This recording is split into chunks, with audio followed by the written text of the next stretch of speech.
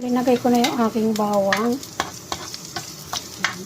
Dahil lang natin mag-brown ang ating bawang. So, natin ilagay ang ating sibuyas. So, ayan, brown na yung ating bawang. So, ilagay ko na yung aking sibuyas.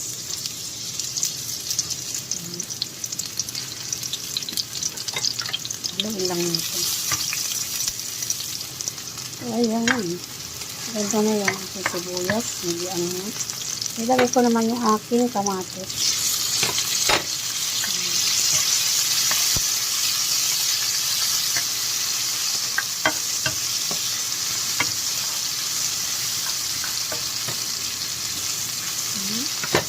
Isunod ko na yung aking gulay.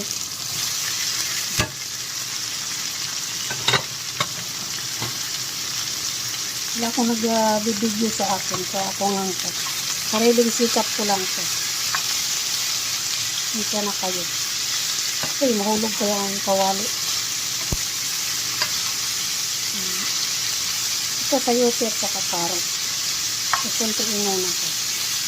Ilagay ko naman yung aking sipon.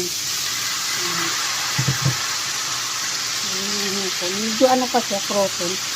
Pero ano na rin po siya naman.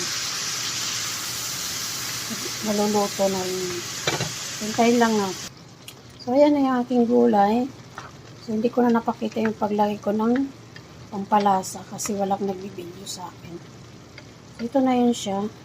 Hintayin lang natin maluto yung ating gulay at saka hipon. So, ayan. Hintayin natin. Ayan, nilagay ko na yung aking cabbage. So, ayan. Lagay ka na natin. Hintayin lang. So, ayan, nilagay ko na yung aking cabbage. So, hintayin lang natin na maluto itong isa. Hinalo ko. Ayan, masarap po siya. Napakasarap. Hintayin lang natin maluto ito.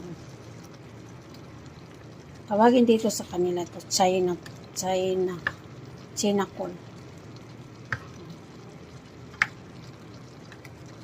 So, ayan. Hintayin lang natin maluto.